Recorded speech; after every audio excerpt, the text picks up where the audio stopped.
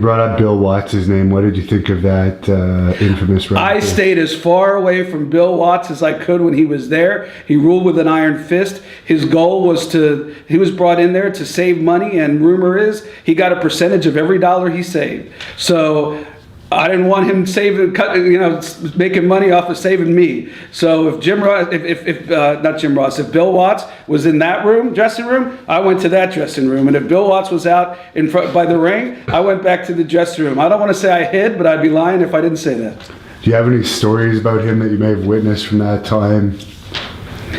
No, it's just that at the time, everybody thought he was a genius. The stuff he did in Louisiana and Universal was so spot on, and we were all so excited that when they brought him on, thinking that this guy was going to be the savior, finally, we're going to find somebody who's a genius who knows how to do pro wrestling. And then he did all this stuff like, you can't do moves off the top rope. We had guys like Brian Pillman doing all this crazy stuff that was catching on, and a DQ, all kinds of DQ stuff, and he brought guys in, and I'm not going to mention their names that you wouldn't think would be the guys that would spark a territory. A lot of them were were veterans, and it had their run and brought them back. So it was just strange because everybody celebrated, and then we watched what evolved and said, what happened to the guy that was supposed to come here? Because he's not here. It's a different guy. And what did you think of his pushing of his son?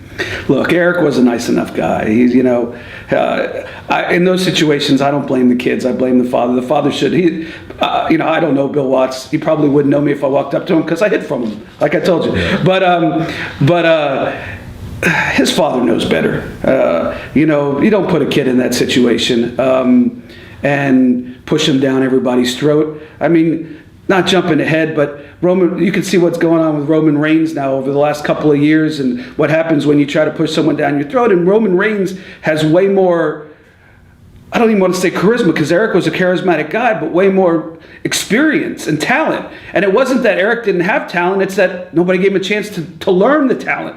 They trained him for 3 weeks and put him out there and said, Michael Hayes, put him over. Arn Anderson, put him over. Bobby Eaton, make him look like $1 million, which they did. But there's only so much you could do when the guy has no experience.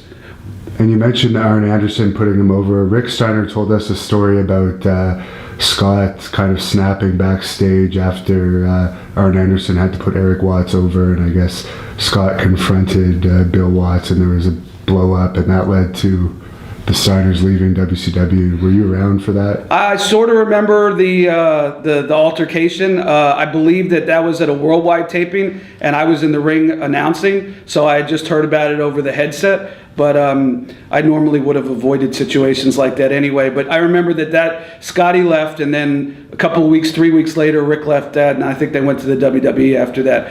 Look, guys like Arn and Bobby Eaton and Michael Hayes were very well-respected guys. And, it's not that you're asking them to put somebody over. It's you're asking them to put somebody over who has 2 weeks in the business and is the Booker's son. And everybody but the Booker knows he doesn't deserve it. Even Eric knew he didn't deserve it. So you had to feel bad for the guy. But Steiner's a hothead. He's still a hothead. I still deal with him on the Legends of Wrestling stuff that I work with every once in a while, and he's still a hothead, and he could be. So, you just have to deal with the personalities you're given. But yeah, I remember the story. I was in the ring when it happened.